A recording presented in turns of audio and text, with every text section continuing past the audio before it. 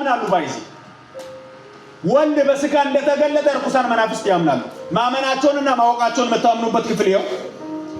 ማርቆስ ወንጌል ምዕራፍ 1 ከቁጥር 1 23 እና 24 ላይ ያለውን ላንብብ ምኩራብ ላይ የተደረገ ነገር ነው ኢየሱስ ክርስቶስ ምኩራብ ገብቶ እያስተማረ ሲያስተምር ራሱ የሚያስተምረው እንደ አንድ ተራ ግለሰብ ሳይሆን እንደ ባለስልጣን እንደ ጻፍቶቻቸው እንኳን አይደለም እያስተማረ ቁጥር 23 ይላል በዚያን ጊዜ በምኩራባቸው ውስጥ የነበረ ርኩስ መንፈስ ያደረበት አንድ ሰው እንዲህ በማለት ጮኸ መንፈሱ ነው ሰውየው ላይ እየጮኸ ያለው እንዲህ ይላል የናዝሬቱ ኢየሱስ ሆይ ከኛ ምን ትሻለህ ልታጠፋን መጣህን እኔ ማን እንደሆነ አውቃለሁ አንተ የእግዚአብሔር ወይም የእግዚአብሔር ምንድነው ቅዱስ ነህ ዮሐንስ ትኩረቱ ኢየሱስ በስጋ መጣ የሚለውና ወለጅ ብቻ ሰዎች እንዲይዙለት አይደለም ማለትም ኢየሱስ በስጋ እንደመጣ መናፍስት ካመነ አጋንንት ካወቀ የሆነ ግለሰብ ኢየሱስ በስጋ መጣ የሚለውን ነገር አሜን ብሎ እንዲወጣ ፈልጎ ብቻ አይደለም ዮሐንስ እዚህ ክፍል ላይ ያወራ ያለው እነኚህ ኖስቲሳውያን የሚባሉ ሰዎች ሁለት ጎራ አላቸው በውስጣቸው የመጀመሪያው ጎራ ዶሴቲዝም የሚባል ነው ምን ማለት ነው ኢየሱስ ክርስቶስ ስጋ የሚመስል ነገር ነው የለበሰው እንጂ በስጋ አልመጣም ብሎ የሚያስተምሩ ናቸው ዶሴቲዝም የሚባሉ ዶኪዮ የሚል የግሪክ ቃል አለው ቃሉ መምሰል ማለት ነው ዶኪዮ ማለት መምሰል ማለት ነው ሰዎቹ ኢየሱስ ሰውን ይመስላል እንጂ ሰው አይደለም ብሎ የሚከራከሩ ናቸው ሁለተኞቹ ደግሞ ምናልባትም ቃሉን በደንብ ካልተሳሳቱኝ ብዬብል ሴሬንቲያኒዝም የሚባሉ ናቸው እነኚህ ደግሞ ኢየሱስ በተባለ ሰው በጥምቀቱ ጊዜ ክርስቶስ የተባለ መለኮት ወረደበትና በሞቱ ጊዜ ደግሞ ትቶት ሄደ የሚሉ ናቸው ኦኬ እነኚህ ሁለቱም ግለሰቦች በአንድም በሌላም አንግል የኢየሱስን ምናልባትም ሰውነት ሊቀበሉ ይችላሉ አንዳንዶቹ ሁሉ አይደለም አሁን ለምሳሌ ሴሬንቲያኒዝሞቹ ኢየሱስ ሰው እንደሆነ ያውቃሉ ክርስቶስ የተባለ መለኮት ገባበት ይላሉ እነዚያዎቹ ዶሴቲዝም የሚባሉት ደግሞ ከነው የኢየሱስን ሰውነት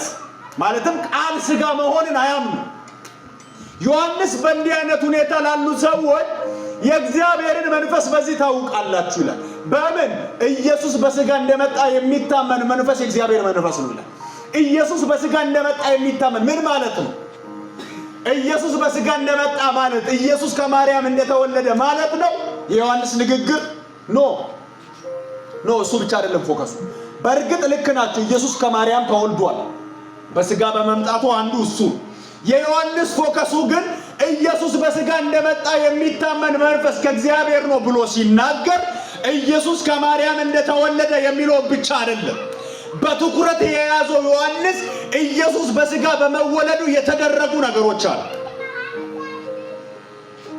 በነገራችን ላይ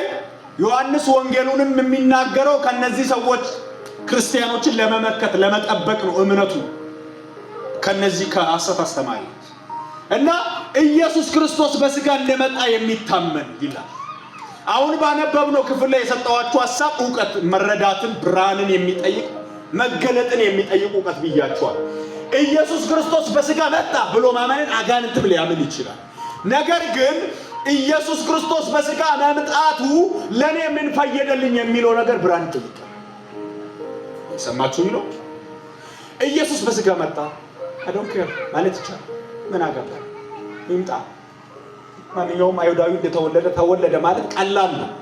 ግን ደግሞ ኢየሱስ ክርስቶስ በስጋ መጣ ወይም ደግሞ ወልደ እግዚአብሔር ሰው ሆነ የዘላለም አባት የተባለው ሰማይንና ምድርን የፈጠረ የነገሮች ሁሉ ምንጭና መገኛ የሆነ በስጋ መጣ ሲባል ነገሩ ከዕውቀት የዘለለ ነው አንዳች ብርሃን ይፈልጋል ዮሐንስ ይህንን ጉዳይ ለአንባቢያኑ ለማስገንዘብ ፈልጓል ኢየሱስ በስጋ መጥቷል ማለት ኢየሱስ ከማርያም ተወልዷል ማለት ብቻ አይደለም በስጋ በመምጣቱ የተደረጉ ነገሮች አሉ እቺ ነገሮች ትንሽ እንነግራለን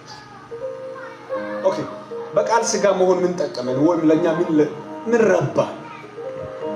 ምን ፈየደልን ቃል ስጋ ሆነ ይላል አይደል ዮሐንስ ወንጌል ምዕራፍ 1 ቁጥር 14 አካባቢ ዓለም ስጋ ሆነ ጸጋንና እውነትንም ተሞልቶ በእኛ ዘንድ አደረ ይላል ምንድነው ጥቅሙ ኢየሱስ በስጋ መጣ የሚለውን ነገር ማወቅ